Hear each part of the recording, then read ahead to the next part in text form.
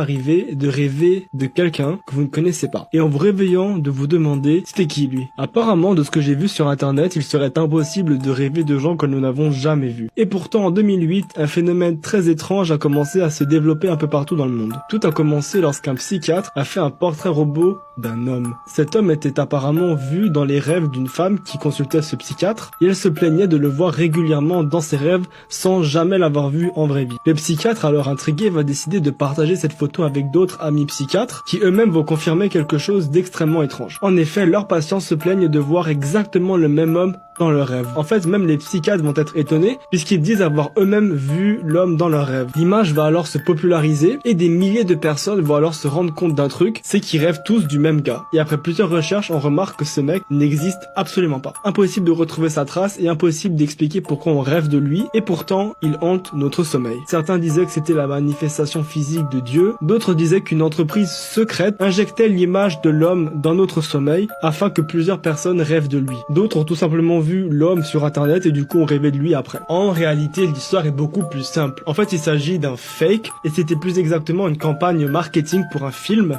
Mais ça n'empêche que comme l'image est devenue populaire, il y a plein de gens qui ont commencé à rêver de lui. D'ailleurs, ça se peut même que vous, ce soir, vous rêviez de ce mec. Avez-vous déjà entendu parler de l'expressionless? Nous sommes en 1974 et une femme extrêmement étrange va arriver à l'hôpital. Celle-ci est vêtue d'une robe ensanglantée, mais le plus effrayant n'est pas sa robe, mais son visage. En effet, celui a des attributs humains et pourtant, lorsqu'on regarde de plus près, on dirait qu'elle n'a aucune expression. Même son corps n'a pas la capacité de se mouvoir. Autrement dit, elle a le même corps qu'une statue. Un autre détail assez effrayant, c'est que le sang sur sa robe n'est pas le sien. De ce fait, on est forcément obligé d'appeler les autorités, et en attendant que ceci arrive, on va décider de la placer en isolation. En l'inspectant un peu, on va découvrir qu'il y a un chaton mort dans sa bouche, ou du moins les restes d'un chaton. On va pas aller plus loin dans les détails. Et c'est à ce moment-là qu'on va décider de lui injecter un sédatif. Le docteur en charge de l'opération va alors rentrer, et la dame, qui jusque-là était assez calme, va commencer à s'agiter. Le médecin va alors lui expliquer qu'on va lui injecter un sédatif jusqu'à ce que les autorités arrivent, et d'ailleurs en parlant d'autorités, on les voit arriver dans le couloir. Et c'est à ce moment-là que la dame va ouvrir la bouche et que des dents fines et coupantes comme des lames de rasoir vont en sortir. Elle va bondir sur le médecin et lui arracher la gorge au complet. Celui-ci va tomber au sol et se videra de son sang. Les autorités vont alors essayer de la maîtriser, mais en vain. Elle massacrera tout le monde dans la pièce. Tout le monde sauf une seule personne. C'est d'ailleurs grâce à celle-ci que nous connaissons aujourd'hui cette histoire. Lors d'une interview, elle nommera la femme l'expressionless, ou la femme sans expression.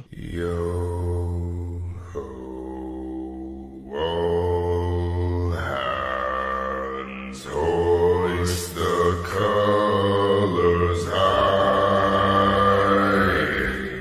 Heed ho, thieves and beggars, never shall we die.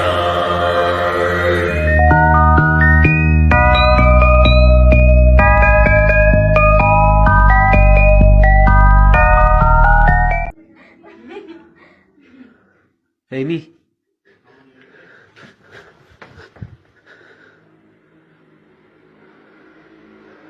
7h55. Mince, Tim est en retard. Pas le temps de réfléchir, il s'habille en vitesse, prend son vélo, sort de chez lui et pédale le plus vite possible. Direction le collège. Que va dire le prof en le voyant arriver en retard une fois de plus? Personne à l'entrée du collège?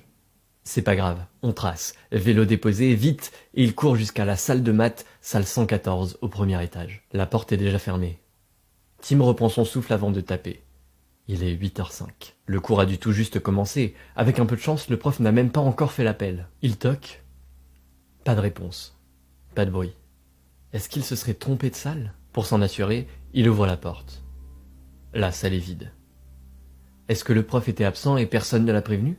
Pas le choix, il doit descendre pour demander à la vie scolaire. Plus besoin de courir, ça ne sert à rien.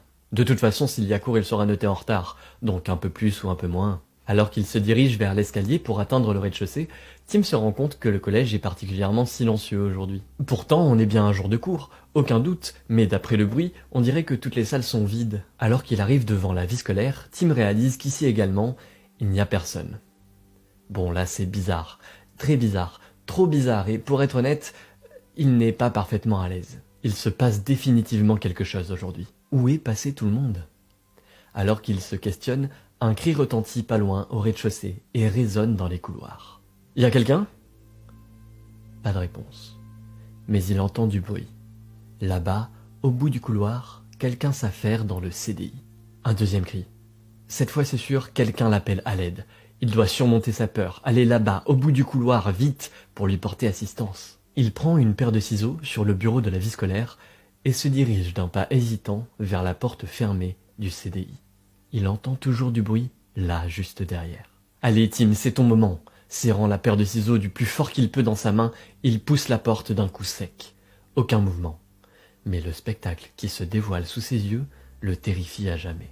Derrière la porte, entassé et inconscient, il voit ses amis, les autres élèves de sa classe et des autres classes également. En regardant plus en détail, il aperçoit son prof de maths, les autres professeurs, les surveillants, le personnel. Tous sont là. Un amas de corps sans vie.